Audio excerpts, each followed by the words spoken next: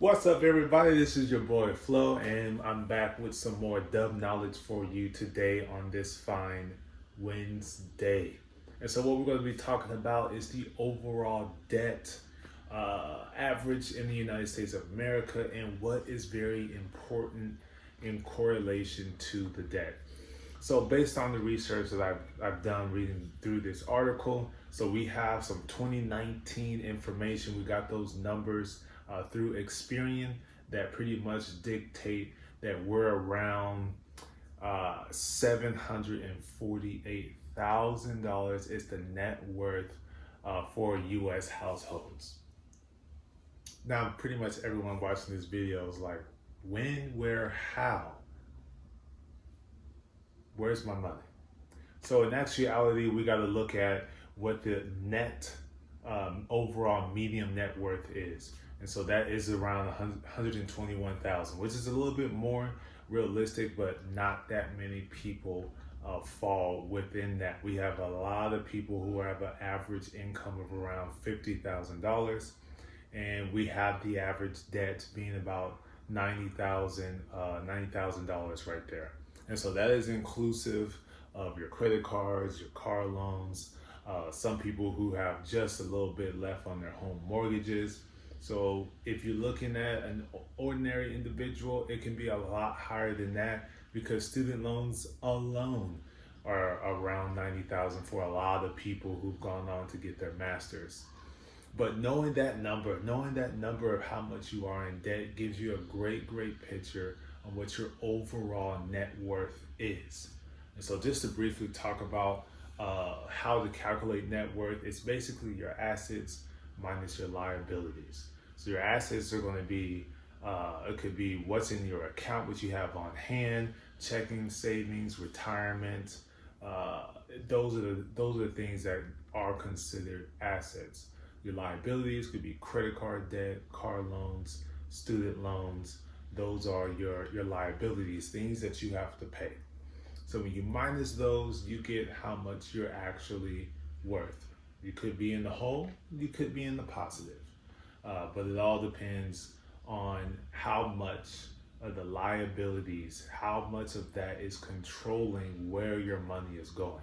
So it's very important to, when you take on any debt, you do it methodically, you do it to where it'll make sense, because that can inhibit you from doing a lot of the things that you want in life: vacation, starting a business, retirement. It can cause people to continuously work well past retirement age because the liabilities got out of hand. So why is net worth important? It's a great barometer. It's a great barometer. It's always changing depending on what your financial situation is, but it does give you a great picture of picture view of your tangible assets that you have in your name and any cash that you still owe. So your budgeting is going to be pivotal in ensuring that you're minimizing or controlling your liabilities to ensure that you're actually saving towards whatever goal that you have in mind. Again, say it over and over again. Do not let your liabilities, do not let your debts control you. You control them.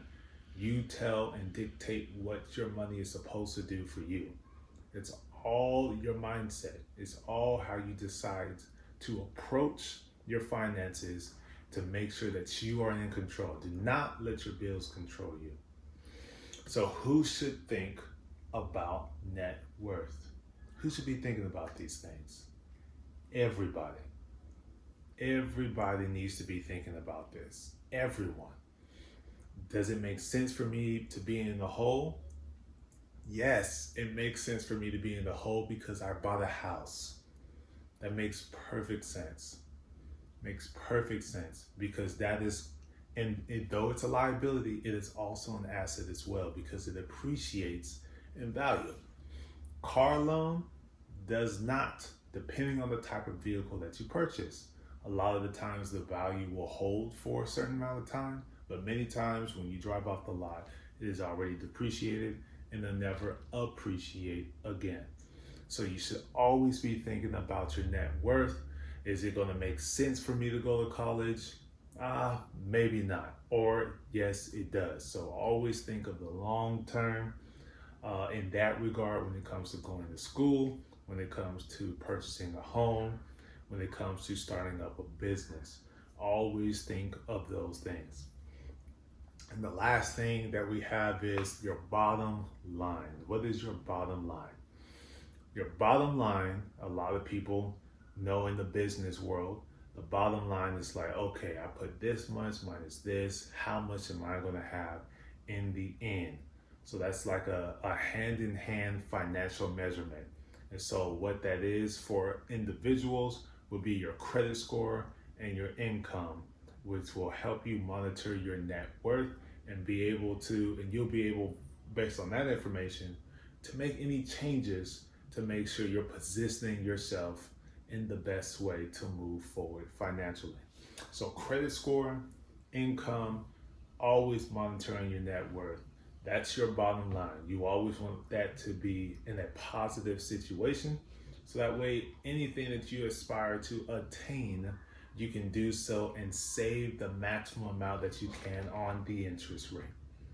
So that's the very, very important thing, piece of information that I have for you today, is the understanding that the average debt is around $90,000. And if you're less than that, you're doing a great job.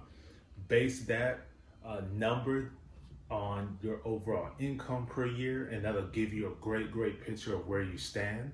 And you can start making the adjustments that you need, so that way your income, your net worth rather, starts to increase and not be in the red so much. So that's the importance of net worth. Stick to it, stay with it, stay focused. Peace.